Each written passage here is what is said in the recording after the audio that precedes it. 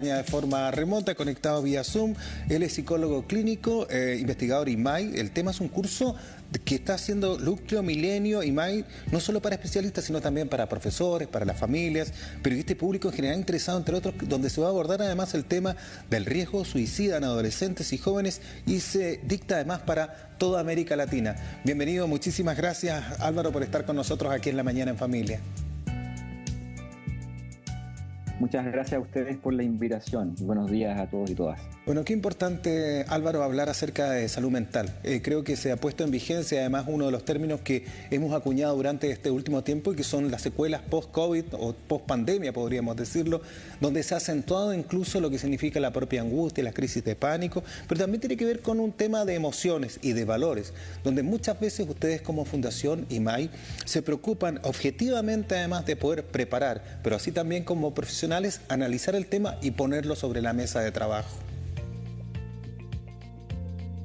Exactamente, nosotros somos un centro de investigación que está asociado a distintas universidades y desarrollamos estudios sobre salud mental de adolescentes y jóvenes y podemos ver, como tú lo mencionaste muy bien, que durante los últimos años, particularmente en el contexto de pandemia, uno de los grupos etarios que más vio afectada su salud mental fueron precisamente los y las adolescentes y jóvenes, particularmente en términos de aumento de la sintomatología depresiva y la sintomatología ansiosa, que son dos factores de riesgo importantes para la conducta suicida. Sí, y este tema, más allá de abordarlo como familia, de poder conversarlo incluso en algunas instancias, de acuerdo a los tiempos en esta sociedad llena de cosas, estamos todo el día ocupados, ¿cierto? Muchas veces no tenemos tiempo ni siquiera para, hasta tal vez un día domingo, incluso a la hora de almuerzo, pero de este tema no se habla porque definitivamente son temas que están... que es como que se ven de manera muy profunda y de forma muy detallada por parte de ustedes, que son los especialistas. O tal vez desde el aula, en la sala de clases o en la universidad, donde aparecen los primeros síntomas y son los profesores, el jefe de UTP o la psicóloga o el psicólogo del colegio, quien se da cuenta de un detalle y ahí cita al apoderado. Y el papá dice, es que la verdad yo ni cuenta me había dado. Claro, precisamente es por esa razón que nosotros decidimos hacer este curso online que está en la plataforma Coursera. Está completamente abierto, todo el contenido es accesible gratuitamente y su título es Abordaje del riesgo suicida en adolescentes y jóvenes. Y allí quisimos hacer un curso que estuviera orientado a toda persona adulta que estuviera en contacto estrecho con adolescentes y jóvenes. Estos son evidentemente las familias, padres y madres, sí, pero también docentes de los colegios, personas que estén a cargo de grupos deportivos, scouts, etcétera, para que pudieran adquirir habilidades y conocimientos de una respuesta inicial ante el riesgo suicida. En primer lugar, algo que tú mencionabas, la importancia de hablar sobre el suicidio, perderle el temor a hablar sobre el suicidio, perderle el temor a preguntar. Muchas veces, por ejemplo, los padres y madres o incluso los profesores en los colegios sospechan la presencia de algún tipo de señal de alerta, pero no se atreven a plantear la pregunta bajo el mito de que si preguntan podrían estar instalando la idea, lo cual es completamente falso. Pero luego, una vez que nos atrevemos a preguntar, también surge la pregunta ¿y cómo preguntamos? Y es precisamente claro, eso es también algo que abordamos en el curso, en maneras para preguntar acerca de posible riesgo suicida, cómo abordarlo de manera sensible, qué tipo de lenguaje usar, pero también herramientas muy concretas respecto a cuáles son las preguntas específicas y cómo nos permiten evaluar el nivel de riesgo y en función de eso tomar decisiones, si ir a consultar o no, dónde derivar, qué canales también de ayuda existen disponibles, que en nuestro país hay canales de ayuda disponibles públicos, como por ejemplo el número *4141 del Ministerio de Salud. Sí. Y también quisimos entregar herramientas no solo en términos de prevención del suicidio, sino que también en términos de postvención del suicidio, que es algo de lo cual se habla menos. Así como existe la prevención, es decir, tratar de anticipar una conducta suicida o un intento de suicidio, o evitar un suicidio, también sabemos que, bueno, los suicidios ocurren y muchas veces, evidentemente, nadie está preparado, ni las familias, ni las comunidades educativas, los grupos más cercanos de amigos. Por lo tanto, también entregamos herramientas respecto a cómo actuar en esas situaciones de crisis.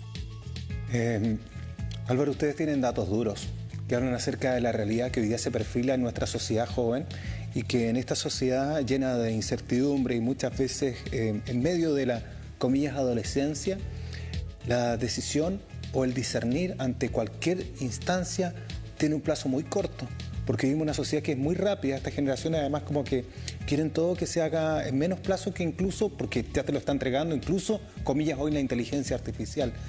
Y en ello uno pone énfasis también en cuánto conoce a sus hijos y cómo también nosotros como padres que tenemos hijos adolescentes extrapolamos nuestros temas, donde le decimos, por ejemplo, al director o al profesor en el colegio, ¿puede hablar usted con él? Porque a mí ya no me hace caso, ¿cierto? O no yo trato de explicarle cómo son las cosas. O le puede decir usted, hasta lo más básico, que se corte el pelo, porque conmigo ya casi ni podemos tratar el tema, porque entonces como sociedad estamos tendiendo a evadir nuestros compromisos y nuestra fórmula clásica de poder generar una comunidad y en familia. Bueno, efectivamente uno de los grandes problemas de nuestras formas de vida contemporáneas tiene que ver con el hecho de que interactuamos cada vez menos en términos de presencialidad, encuentros cara a cara, las familias tienen cada vez menos tiempo para compartir espacios en común, y uno de los principales factores protectores de la salud mental en general y también uno de los factores protectores ante la conducta suicida son las redes, y sobre todo no solo la cantidad de redes, la cantidad de personas que nos acompañan, sino la calidad. Uno de los principales factores protectores ante la conducta suicida es saber que cuento con personas que están disponibles para hablar acerca de mis problemas, para hablar acerca de mis dificultades. Pero también ocurre que muchas veces la conversación de las familias en torno a la conducta suicida está interferida por una serie de creencias, de prejuicios o de mitos, como por ejemplo la idea de que el que se quiere matar no lo dice. Eso es un mito, porque efectivamente muchas veces los y las adolescentes y jóvenes dan algunas señales de alerta, Hay un tema sea a través de redes sociales, a través de mensajes que escriben. ¿Perdón? Hay un tema muchas veces de premeditación incluso ante este tipo de actos. Claro, contamos con indicadores previos a una conducta suicida. Es muy raro que no haya algún tipo de señal de alerta. El problema es que muchas veces no somos capaces de tomarle el peso, ¿sí? O también se cree que el que dice que se va a matar no lo hace, que también es un mito. O si se hubiera querido matar, utiliza un medio más letal. Una serie de mitos y creencias que interfieren con una intervención oportuna. Porque aquí, como tú decías, el tiempo, la oportunidad, el momento en el cual acompañamos, ofrecemos ayuda es crucial. Yo te hacía alusión con respecto al tema de los datos duros y, por ejemplo, hay estudios de salud mental que dicen que es una problemática de salud pública al día de hoy, donde la primera causa de muerte entre jóvenes entre los 20 y 24 años están obviamente con este tipo de situaciones, y los hombres presentan un mayor índice, 4 veces mayor que las mujeres en todos los rangos de edad. Sí, efectivamente el suicidio se encuentra generalmente entre las dos principales causas de muerte entre la población joven. En este momento es la primera por accidentes de tránsito, si estamos hablando que los jóvenes se mueren por causas violentas, ¿no? Principalmente. Los suicidios son más comunes entre los hombres. Sin embargo, los intentos de suicidio son más comunes entre las mujeres, ¿sí? Entonces hay que poder identificar bien, diferenciar entre muertes por suicidio, donde hay más hombres que mujeres, pero intentos de suicidio son más frecuentes en adolescentes mujeres, sobre todo. Álvaro, y lastimosamente en el ámbito en el cual trabajamos nosotros, esto se ve como una noticia muchas veces, ¿cierto? Y pasa que conocemos hechos que son relevantes desde el punto de vista de alguien que es famoso tal vez, pero se minimiza la situación ante cualquier joven o persona que pasa por este fenómeno del suicidio.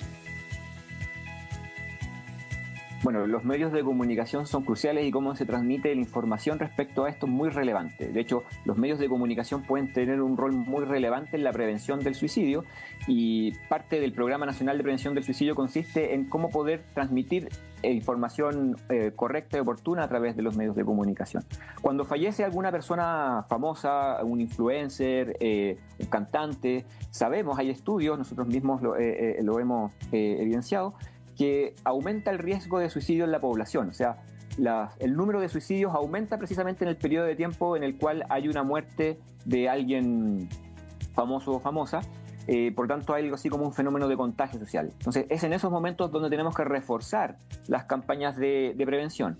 Ahora, si uno también hiciera una especie de mapa de lo que ha ocurrido en las últimas 2 décadas en Chile respecto al suicidio, uno vería que en la década del 2000 al 2010 hubo un aumento muy importante y significativo de las tasas de suicidio en todos los grupos de edad, incluyendo particularmente a los adolescentes, donde creció muchísimo. Pero luego del 2010 hasta la fecha los suicidios han disminuido. Y paradojalmente disminuyeron aún más en el contexto de pandemia. De hecho, eso fue contraintuitivo, porque hubiéramos pensado, de hecho, la misma Organización Mundial de la Salud anticipaba un aumento de las muertes por suicidio durante la pandemia, dado que la salud mental se estaba deteriorando, ¿no? No hay duda de eso. Sin embargo, hubo menos suicidios. El año 2020 y 2021 fueron años donde presentamos en Chile la tasa de suicidio más baja de las últimas 2 décadas, ¿no? El hecho de, particularmente las cuarentenas, contribuyeron a ello de algún modo, porque estábamos más acompañados, ¿sí? Pues estábamos, en particular los adolescentes y jóvenes, estaban con sus padres, con sus familias, ¿no? Entonces eso disuade de realizar un acto suicida, ¿no? Pero sin embargo, a pesar de que es una buena noticia, el suicidio adolescente ha disminuido, sí tenemos indicadores que han aumentado las conductas autolesivas, ¿sí? Por ejemplo, como realizarse cortes o quemaduras sobre la piel. Y cada vez hay más demanda en los servicios de salud público y privado de atención en población adolescente asociado a este tipo de conductas autolesivas, que no son conductas suicidas, porque las personas que lo realizan no es que quieran morir, pero sí son un factor de riesgo muy relevante. Exacto, sí, de futuros intentos de suicidio. Álvaro, ustedes como Nuevo Milenio y además como IMAI, ¿cómo están haciendo la convocatoria para participar de este curso online? Bueno, a través de nuestros distintos canales y redes sociales estamos difundiendo el curso. El curso se llama Abordaje del riesgo suicida en adolescentes y jóvenes y está en la plataforma Coursera, coursera.org, que es una plataforma online que tiene distintos cursos disponibles de distintas universidades del mundo. En este caso es la Universidad de Chile quien aloja este curso. Y como decía, la inscripción es totalmente gratuita. Pueden acceder a todo el contenido del curso, que está diseñado no para profesionales, no para especialistas, sino que para un público amplio, adulto. Pueden acceder a esa información, contenido completamente gratis. Y si alguien quisiera certificarlo, bueno, en ese caso Coursera cobra $40, pero si no necesita la certificación, puede acceder a todo, los videos, los contenidos gráficos, el material, de manera completamente gratuita. Creo yo que, por ejemplo, profesores y profesoras de las escuelas son un público que se vería muy beneficiado de acceder a este curso. Nosotros hemos realizado capacitaciones en distintas ciudades del país, particularmente en escuelas, y es una necesidad, ¿sí? Reconocida por las comunidades educativas, contar con estas herramientas básicas para poder detectar, para poder preguntar, para poder derivar oportunamente a adolescentes que estén presentando riesgo suicida. Perfecto. En base a estos factores de riesgo, Álvaro, ¿qué nos puedes decir con respecto a lo que se hace en Chile con la población infantil? ¿Hay campañas, hay concientización, hay orientación desde incluso, diría yo, de la época preescolar? ¿O se hace muy poco? Bueno, yo diría que todavía hay una brecha importante, podemos hacer mucho más, pero es indudable de que durante los últimos años hemos avanzado bastante, en particular respecto a la prevención del suicidio. De hecho, como tú comentabas al principio, hoy en día en Chile la disminución de la mortalidad por suicidios en adolescentes es una prioridad de salud pública, es decir, que ha sido fijado como una meta sanitaria por el Ministerio de Salud. Y bueno, podríamos decir que al menos durante la última década la reducción de esa mortalidad se ha logrado, ¿no? Ahora, es cierto de que también gran parte de los problemas de salud mental de las personas comienzan precisamente en torno a la pubertad, comienzan en torno a la adolescencia. De hecho, nosotros hemos hecho estudios con población joven que presenta algún tipo de problema de salud mental, estudiantes universitarios, por ejemplo, donde los síntomas comienzan en torno a los 14, 15 años, es decir, en las escuelas. Es decir, si nosotros queremos hacer prevención en términos de salud mental, el espacio privilegiado donde debiéramos hacerlo es en las escuelas, junto con los profesores, profesoras y toda la comunidad educativa, y por supuesto también con las familias. Respecto a la población infantil, hay algunos programas que se desarrollan en términos masivos públicos, como el programa Habilidades para la Vida, Desarrollo Socioemocional, que yo diría que hoy en día es muy crítico que reforcemos ese tipo de programas, porque un aspecto que se vio muy dañado, muy deteriorado en contexto de pandemia, contexto de clases remotas, en contexto de no estar socializando con mis compañeros y compañeras de manera presencial. Hay muchas habilidades que no se desarrollaron en términos de cómo manejar, cómo identificar, reconocer y manejar mis propias emociones, el control de impulsos. Todo eso todavía necesitamos reforzarlo, y yo diría que si bien el diagnóstico es claro, aún las políticas públicas pueden hacerlo mejor, ¿sí? Sin duda. Bueno, hay avances, por ejemplo, con respecto al tema de apoyo a la salud mental, conocido como PASMI, ¿cierto? Que desde los 4 años tenemos acá sede en Punta Arenas, además, para poder desarrollar esto que tiene por objetivo brindar diagnóstico y tratamiento a familias de niños o niñas que entre los 5 y los 9 años que presenten trastornos de materia de salud mental, como trastornos de ansiedad, ánimo, comportamiento, entre otros. Bueno, invitamos también para que aquellas personas que están ligadas al ámbito de la educación preescolar, o quienes deseen en el día de hoy como familia también, que están pasando por estos episodios muchas veces de crisis de ansiedad, no sé, hay tantos otros temas de factores de ánimo que pueden incidir además en lo que acontezca, para que también tomen en consideración este curso online. Álvaro, un mensaje para la comunidad en general. Si bien estos son datos de los cuales hemos estado hablando, lastimosamente, de situaciones que muchas veces se han convertido en noticias, otras no, pero visibilizar, el normalizar el ir a un psicólogo, el tener una atención con un psiquiatra, hoy debe ser una realidad en nuestro país. Tomarlo como cuando, lo hemos conversado en otra oportunidad acá en el programa, incluso como cuando uno va al dentista, como cuando uno va a cambiarse los lentes al oftalmólogo, si tiene síntomas o no tiene síntomas, converse con alguien que realmente le puede dar una orientación, con un especialista que conoce el tema de la salud mental, que hoy día es vital. No podemos ni etiquetar, ni caricaturizar, ni tampoco esconder. Aquí hay que hablar las cosas como deben ser. Exactamente, yo diría que un mensaje relevante para todos quienes nos están viendo, escuchando, es que el suicidio es una causa de muerte prevenible.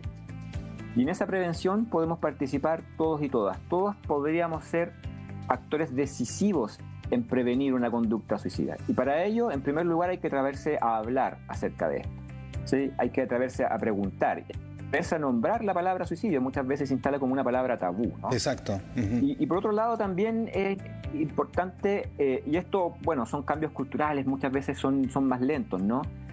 Todavía persiste en nuestro país un alto estigma asociado a los problemas de salud mental, prejuicios, ¿no? humor. Son una barrera importante.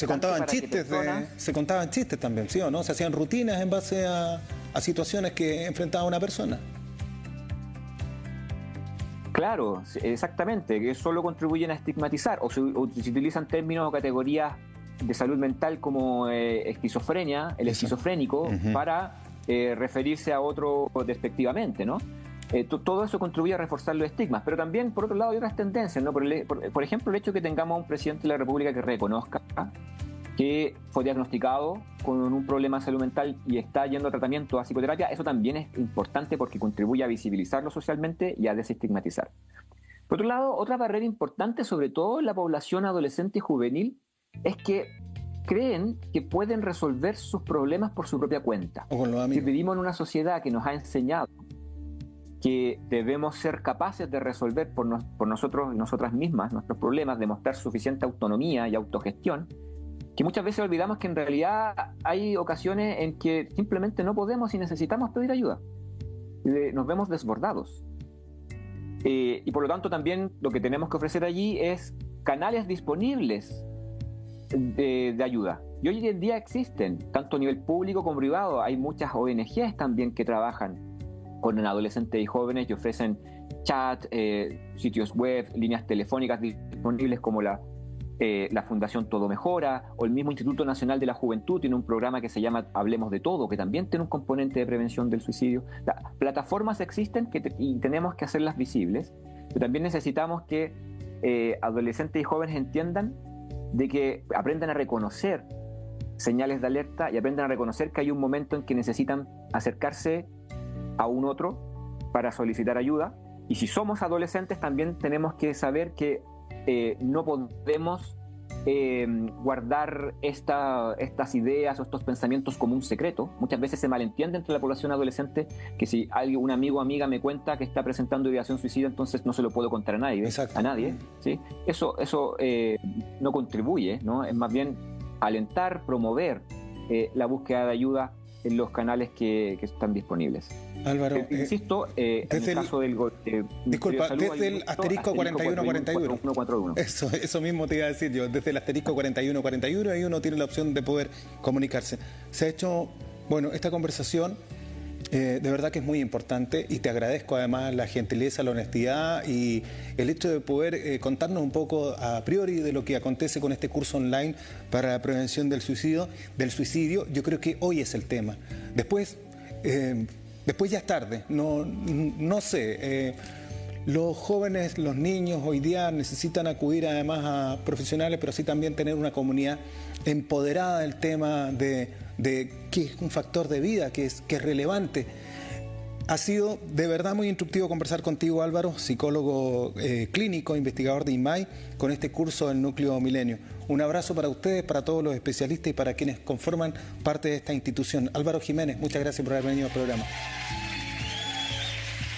Muchas gracias nuevamente a ustedes por la invitación y espero que haya sido de utilidad y les invito a todos y todas a visitar el curso online. ¿Repasamos cómo inscribirse?